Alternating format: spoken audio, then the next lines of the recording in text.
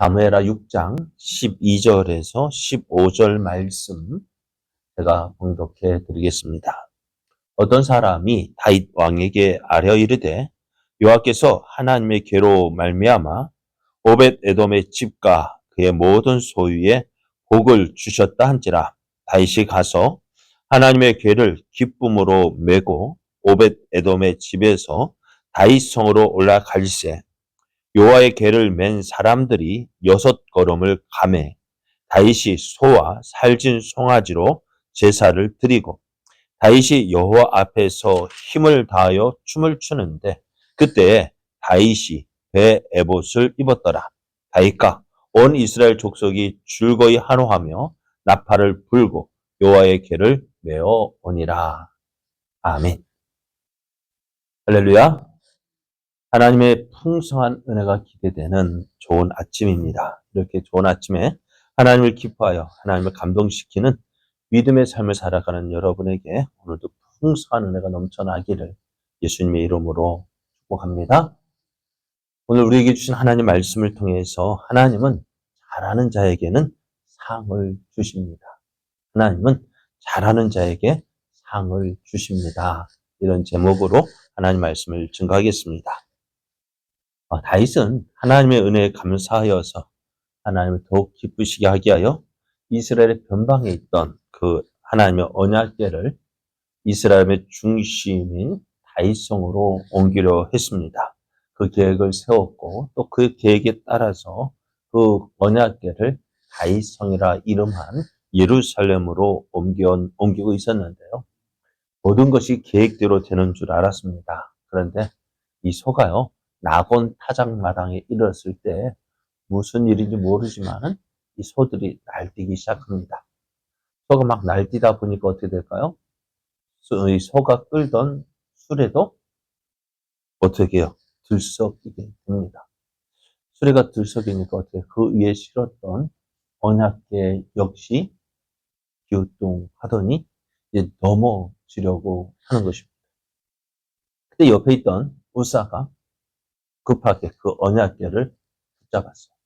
넘어지지 않도록, 떨어지지 않도록. 잘했다 싶었는데 그 순간 우사가 그 자리에서 쓰러져 죽고 말았습니다. 사람이 죽었어요. 어떻게 될까요? 그 즐거웠던 분위기는 순식간에 싸해지고 사람들을 웅성웅성 거리기 시작합니다. 다윗은 급하게 이제 그 언약궤를 메어 오려는 그 기쁨의 자리에서 되게요. 네, 사람이 죽었으면 어떡할까요?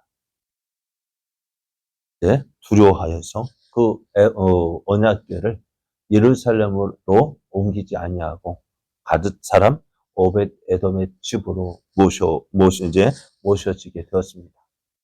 이 그래서 성경은 우사의 죽음에 대해서 이렇게 이야기를 합니다. 여호와 하나님이 우사가 잘못함으로 말미암아 진노하사 그를 그곳에서 치시니 그가 거기 하나님의 궤 곁에서 죽으니라. 우사가 어떻게 해요? 잘못했대요. 우리는 어떻게 생각합니까? 언약궤가 떨어지면 어떻게 될까요? 망가지든지 깨지든지. 그리고 어떻게 될 텐데 그거 막았단 말이에요.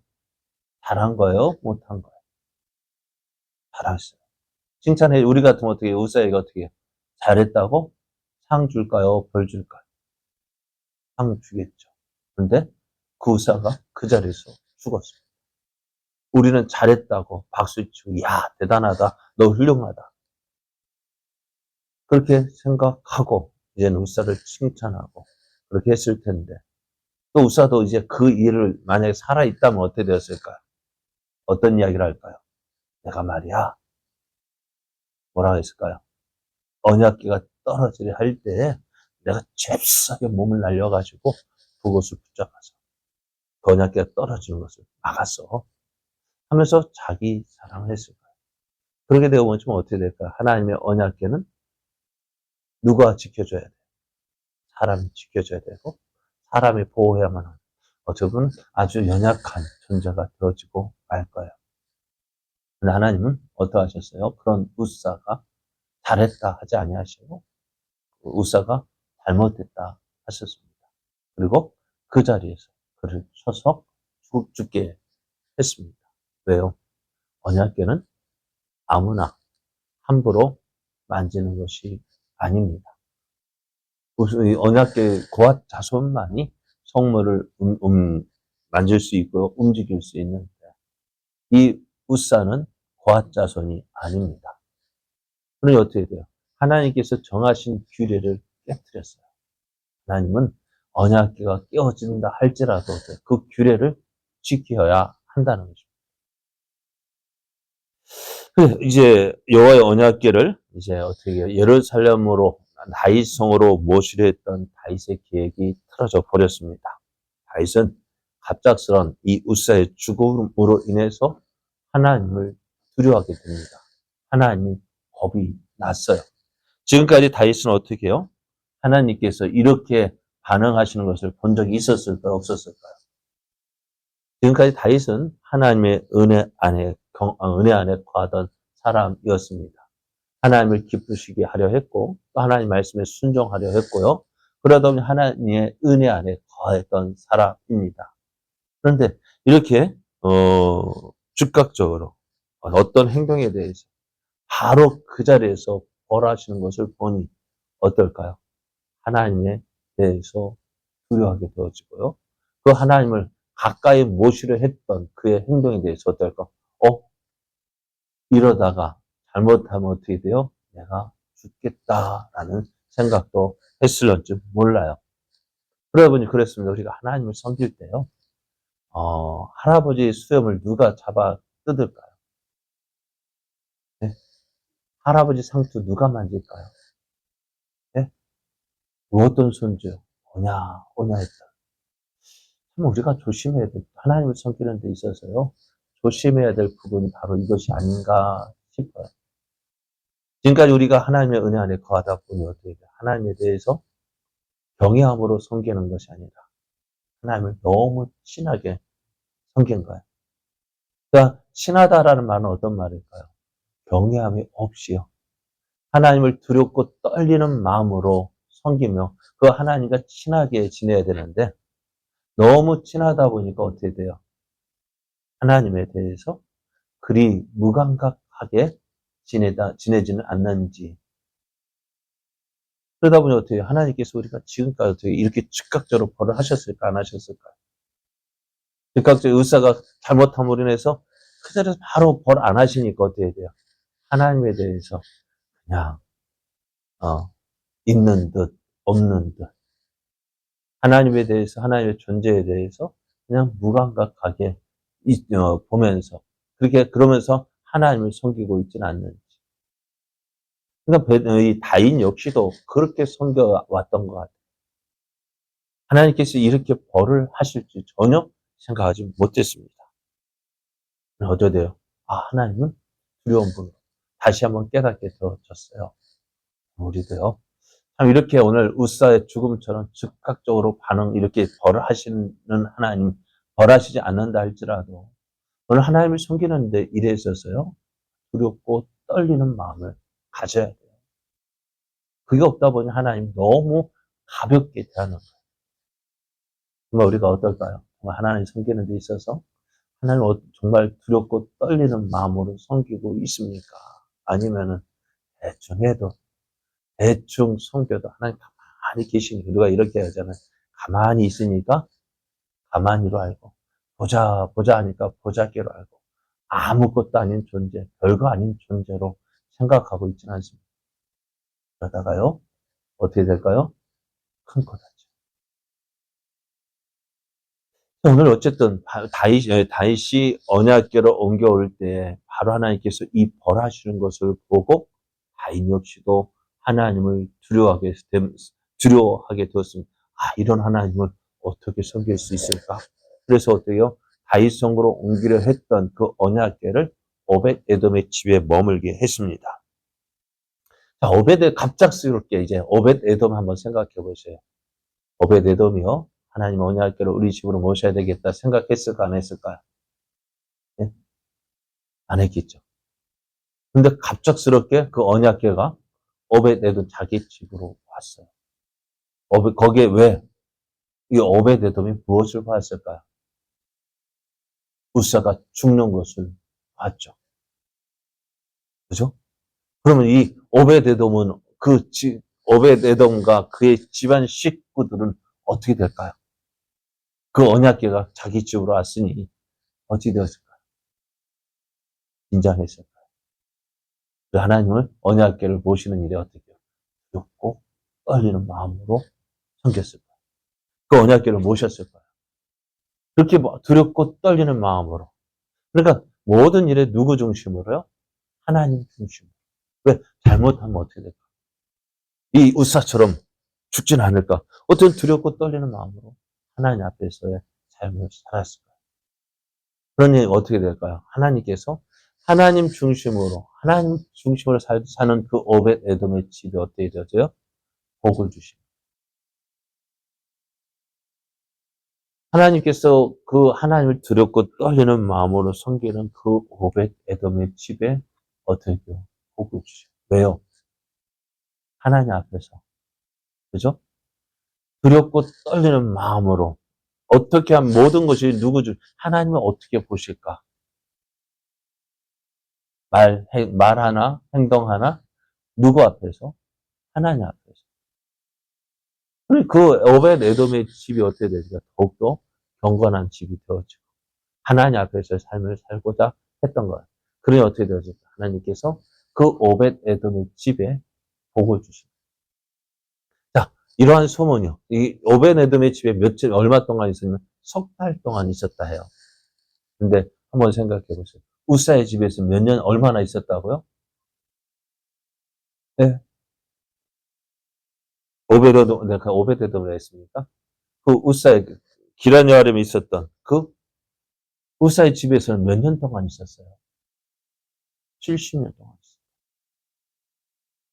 70년 동안 있었는데요. 70년 동안 그 언약궤를 모시고 살았는데 복을 받았을까요? 우사가 죽었다고요. 죽은 사람 그 집 아들이라고요. 그리고 복을 받았느냐고요. 그 집이 어떻게 되었냐고요. 그러니까 지금 아비나답의 집에서 70년이 있었는데 그 집이 복을 받았다는 말이 없어요.